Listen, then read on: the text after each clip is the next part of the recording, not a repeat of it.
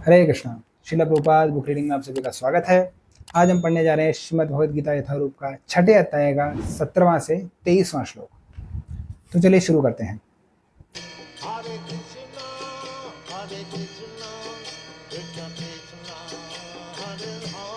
17वां श्लोक।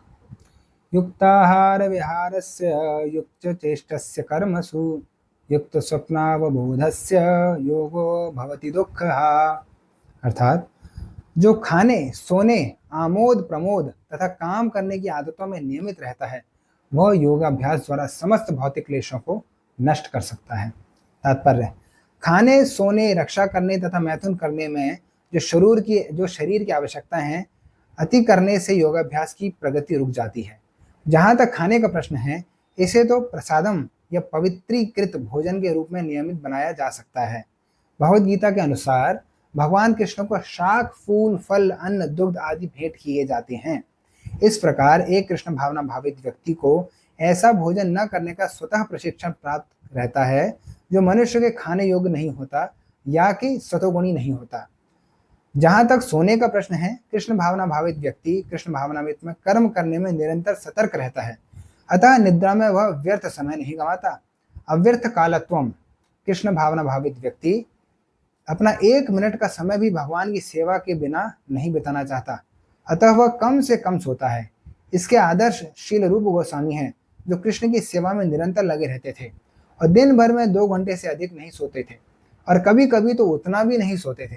ठाकुर हरिदास तो अपनी माला में 3 लाख नामों का जप किए बिना न तो प्रसाद ग्रहण करते थे और न सोते ही थे।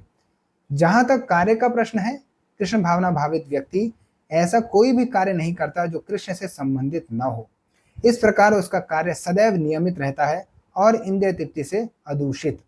चूंकि कृष्ण भावना भावित व्यक्ति के लिए इंद्रिय तृप्ति का प्रश्न ही नहीं उठता, अतः उसे तनिक भी भौतिक अवकाश नहीं मिलता। चूंकि वह अपने कार्य, वचन, निद्रा, जागृति तथा अन्य सारे शारीरिक कार्यों में नियमित रहता है, अतः उसे कोई भौतिक दुख नहीं सताता। 18वां श्लोक। यदा विनीयतं चित्तम् आत्मनि एवावतिष्ठते निस्पृह सर्वकामेभ्यो युक्त इति उच्यते तदा। अर्थात जब योगी योगाभ्यास द्वारा अपने मानसिक कार्यकलापों को वश में कर लेता है और अध्यात्म में स्थित हो जाता है, अर्थात समस्त भौतिक इच्छाओं से रहित हो जाता है, तब वह योग में सुस्थिर कहा जाता है। तात्पर्य: साधारण मनुष्य की तुलना में योगी के कार्यों में यह विशेषता होती है कि वह समस्त भौतिक इच्छाओं से मुक्त रहता है, जिनमें मैथुन प्रमुख है।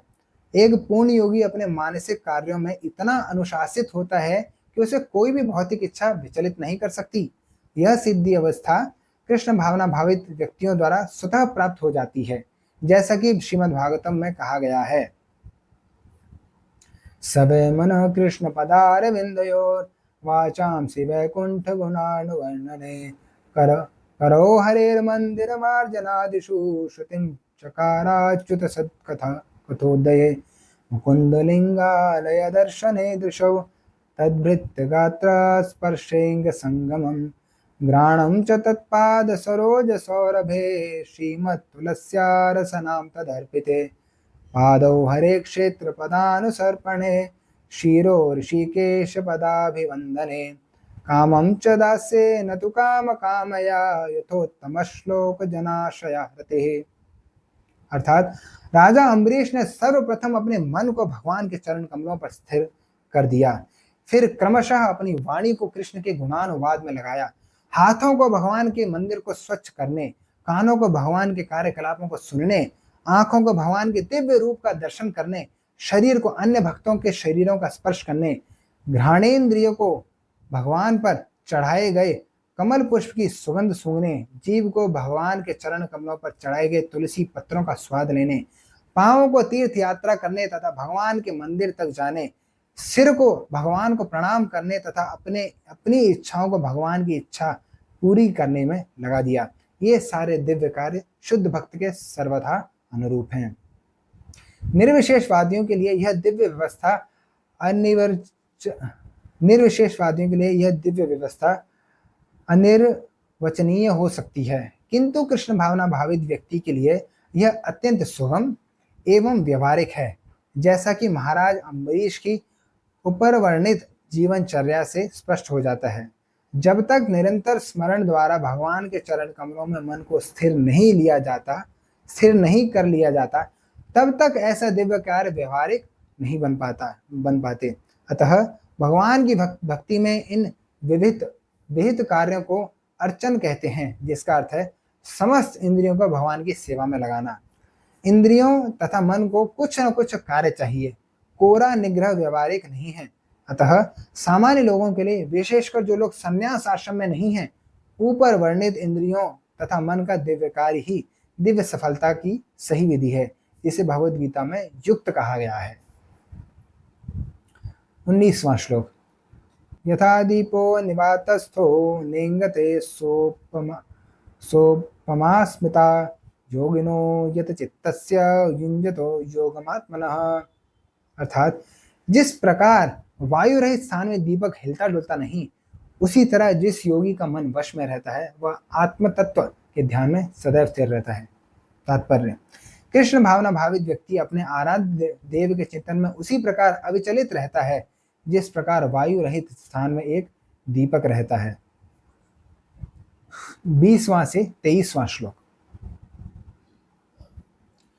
यत्रोर्परमते चित्तम निरुद्धं योग सेवया यत्र चैवात्मनात्मानं पश्यन्नात्मनि तुष्यति सुखम् आत्यांतिकं यत्तद् बुद्धिग्राह्यम् अतीन्द्रियं वेत्ति यत्र न चैवायं स्थितश्चलति तत्त्वतः यं लब्ध्वा चापरं लाभं मन्यते नाधिकं ततः यस्मिन् स्थो न दुःखेन गुरुणापि विचालयते तम विद्या दुख संयोग वियोगम योग संयतम।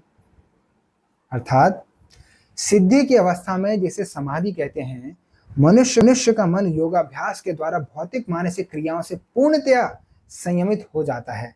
इस सिद्धि की विशेषता यह है कि मनुष्य शुद्ध मन से अपने को देख सकता है और अपने आप में आनंद उठा सकता है। उस आनंदमय स्थिति में वह दिव्य इंद्रियों द्वारा असीम दिव्य सुख में स्थित रहता है। इस प्रकार स्थापित मनुष्य कभी सत्य से विपत नहीं होता और इस सुख की प्राप्ति हो जाने पर वह इससे बड़ा कोई दूसरा लाभ नहीं मानता। ऐसी स्थिति को पाकर मनुष्य बड़ी से बड़ी कठिनाई में भी विचलित नहीं होता। यह निस्संदेह भौतिक संसर्ग से उत्पन्न होने वाले समस्त दुखों से वास्तविक मुक्ति है। तात्पर्य, योगाभ्यास से मनुष्य भौतिक धारणाओं से क्रमशः विरक्त होता जाता है। यह योग का प्रमुख लक्षण है। इसके बाद वह समाधि में स्थित हो जाता है, जिसका अर्थ यह होता है कि दिव्य मन तथा बुद्धि के द्वारा योगी अपने आप को परमात्मा समझने का भ्रम न करके परमात्मा की अनुभूति करता है। योगाभ्यास बहुत कुछ पतंजलि की पद्धति पर आधारित है। कुछ अप्रामाणिक भाष्यकार जीवात्मा तथा परमात्मा में अभेद स्थापित करने का प्रयास करते हैं और अद्वैतवादी इसे ही मुक्ति मानते हैं, किंतु ये पतंजलि की योग पद्धति के वास्तविक प्रयोजन को नहीं जानते। पतंजलि पद्धति में दिव्य आनंद को स्वीकार किया गया है, किंतु अद्वैतवादी इस दिव्य आनंद को स्वीकार नहीं करते, क्योंकि उन्हें भ्रम है कि इससे कहीं उनके अद्वैतवाद में बाधा न उपस्थित हो जाए। अद्वैतवादी ज्ञान तथा ज्ञाता के द्वैत को नहीं मानते, किंतु इस श्लोक में दिव्य इंद्रियों द्वारा अनुभूत दिव्य आनंद को स्वीकार किया गया है। इसकी पुष्टि योग पद्धति के विख्याता पतंजलि मुनि ने भी की है। योग सूत्र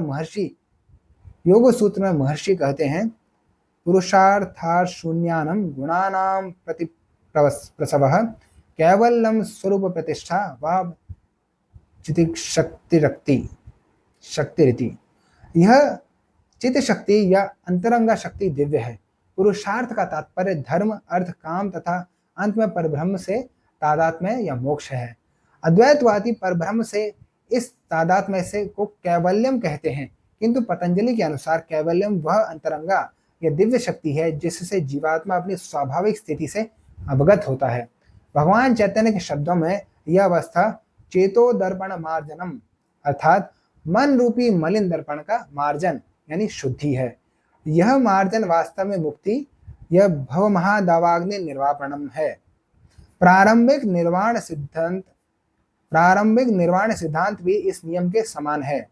भागवत में इसे स्वरूपेण व्यवस्थितः कहा गया है। भगवद गीता के इस श्लोक में भी इसी की पुष्टि की गई है। निर्वाण के बाद आध्यात्मिक कार्यकलापों की यह या भगवत भक्ति की अभिव्यक्ति होती है, जिसे कृष्ण भावनामृत कहते हैं। भागवत के शब्दों में स्वरूपेण व्यवस्थितः जीवात्मा का वास्तविक जीवन यही है। भौतिक दूषण से आध्यात्मिक जीवन के कलमश युक्त होने की अवस्था माया है। इस भौतिक दूषण से मुक्ति का अभिप्राय जीवात्मा की मूल दिव्य स्थिति का विनाश नहीं है। पतंजलि भी इसकी पुष्टि इन शब्दों से करते हैं, कैवल्यम स्वरूप प्रतिष्ठा या चित्त शक्ति रीति। यह चित्त शक्ति या दिव्य आनंद ही वास्तविक जीवन है। इसका अनुमोदन वेदांत सूत्र में इस प्रकार हुआ है, आनंदमयोभ्यासात्। यह चित्त शक्ति ही योग का परम लक्ष्य है और भक्ति योग द्वारा इसे सरलता से प्राप्त किया जाता है। भक्ति योग का विस्तृत विवरण 7वें अध्याय में किया जाएगा। इस अध्याय में वर्णित योग पद्धति के अनुसार समाधियां 2 प्रकार की होती हैं, संप्रज्ञात तथा असंप्रज्ञात समाधि।